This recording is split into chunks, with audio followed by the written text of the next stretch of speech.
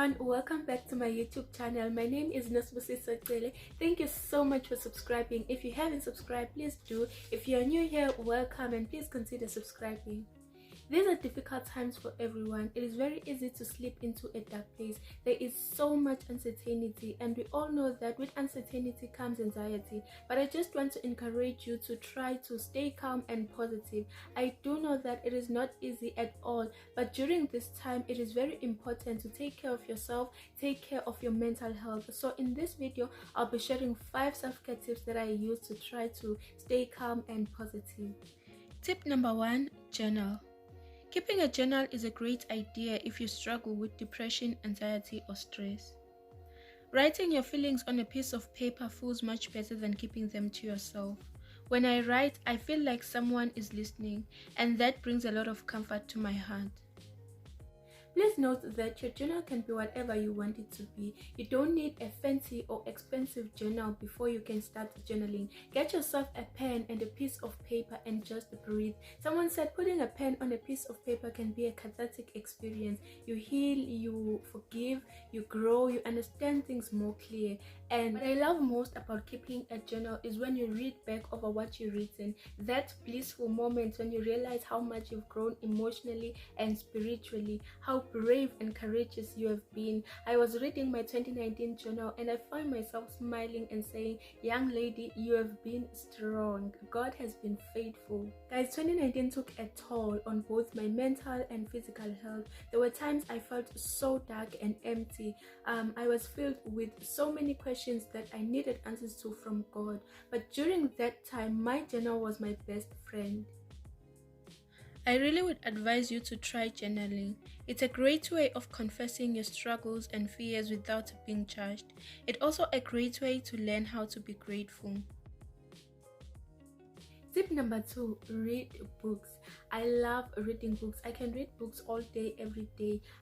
Reading can transport you to another world, a world that is separate from yours, thus separating you from the stresses you may have. When I read, I put myself in the character's shoes, which has taught me empathy in real life. One of my favorite quotes is by someone who really inspires me, J.K. Rowling, and it says, I do believe something very magical can happen when you read a good book. I agree. Something very magical happens when you read a good book. The type of book you just cannot put down until you read the last sentence. I mean the one you feel sad when it's over. Truth is, there is a certain freedom and a joy you experience when you read a good book. And also certain books can make you realize that you are not alone in what you are going through, which brings a lot of comfort to your heart. Last year November, I bought a book titled Crushing by T.D. Jakes. I love Bishop T.D. Jakes and I also enjoy his books, but I bought the book Crushing simply because I fell in love with its title. It sort of explained how I was feeling at that particular time. I was feeling depressed, anxious, stressed. I wanted to know more about the process of crushing. I wanted to hear what a bishop had to say about crushing, what could have crushed him, how he survived a crushing season, why God crushes us or allow us to feel crushed. I had a lot of questions that I needed answers to. My favorite chapter of this book is chapter 4, which says pruning is not punishment. So someone who feels like, God, where are you? God, why? God, you should have. God, you shouldn't have. I really would recommend this book to you. There is a greater purpose to your pain. God turns pressure into power. Tip number 3, pray.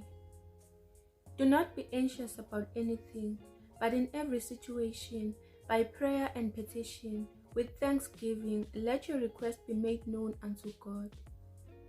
Prayer can calm your mood and put you in a state of peace. I cannot describe the kind of peace I feel after praying. When I feel overwhelmed, I pray. When I feel alone and lost, I pray. I believe in prayer. I know that God listens to prayers. Jeremiah 29 verse 12 to 13 says, Then you will call on me and come and pray to me, and I will listen to you. You will seek me and find me when you seek me with all your heart. Please note that prayers don't have to be eloquent. They need to come from a sincere and humble heart. Tell God your pain. Tell Him about your depression. Tell Him about your anxiety. Tell God what is stressing you, what is keeping you awake at night when everyone is having their beautiful sleep. Tip number 4, connect with family and friends. Laugh. Laughter is the best medicine. Call, text, do video calls with people.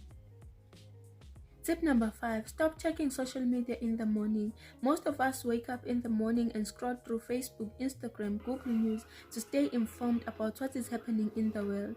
We want to know the coronavirus statistics, how many people have tested positive, how many have died, how many have recovered, which country has the most COVID-19 cases, and we also want to know what others are up to.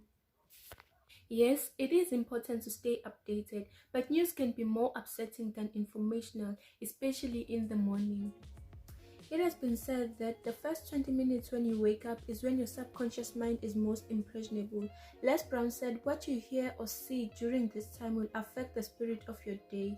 So social media should not be the first thing you wake up to in the morning. Avoid news or posts that could make you feel anxious for the entire day. It is very important to be mindful of what you feed your mind during this time. How about you try journaling or praying? Guys, I know that these are worrying times, but please try these self-care tips. Be kind to yourself. This is a perfect time to just stop and reassess your life.